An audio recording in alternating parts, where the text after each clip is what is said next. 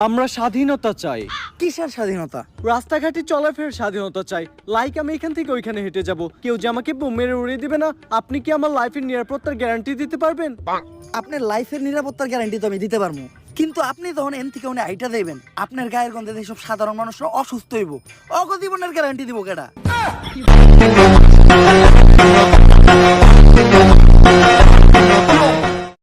বাংলাদেশের আইন কতটা জঘন্য হলে এর মতো একটা বুইরা মহিলা আমার ধর্ষণ মামলা দেয়। 50 বছরের বুইরা মহিলা, এর আবার কেউ ধর্ষণ করে কেমনে?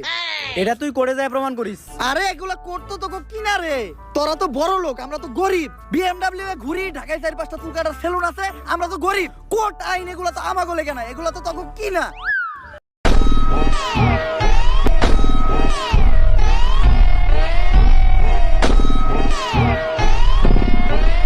থাক মনে এই দেশে, চইলা দা মুভি দেশে।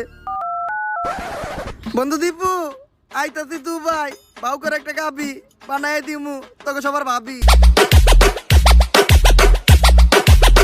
যেখানে সেখানে কপ থুতু ফালাইতে পারবেন না, কপ থুতু ফালাইবেন শুধুমাত্র ডাস্টবিনে। ঠিক আছে ইওর অনার। এইটা আপনি কই থুতু ফালাইলেন? ক্যান্সার শাহবাগী গো মুখে। কিন্তু কেন? আপনি না কইলেন কাজ তো ডাস্টবিনে ফেলাইতে। তাইলে ঠিক আছে।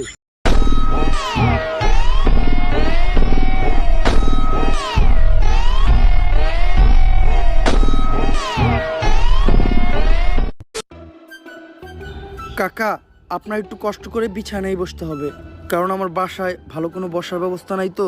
বসার ব্যবস্থা নাই কে? কারণ সবাই তো আইসা খালি শোয়।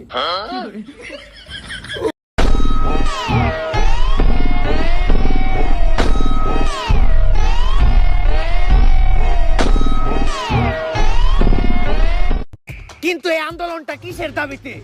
আমাদের এক বোনের মুক্তির দাবিতে। তার অপরাধটা কি ছিল? তার বাবা তাকে ধর্ষণ করার চেষ্টা করেছিল, এজন্য সে তার বাবাকে হত্যা করে। আরে এটা তো ভালো কথা, যাই জীবনের প্রথম কোনো শাহবাগী ভালো কাম করছে। আরে এটা তো আমরা সবাইকে বলি। সত্যটা হলো ও একজন সমকামী ছিল, এটা ওর বাবা জেনে যায়, তারপর ওকে সমকামিতায় বাধা দেওয়ায় ও ওর বাবাকে হত্যা করে।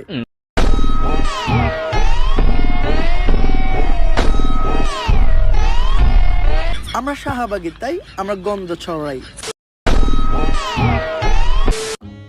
কাকা, সারাদিন আপনাদেরকে সময় দিলাম, সন্ধ্যা হয়ে গেছে, যেতে হবে, কারণ এখন আমার ব্যবসার সময়।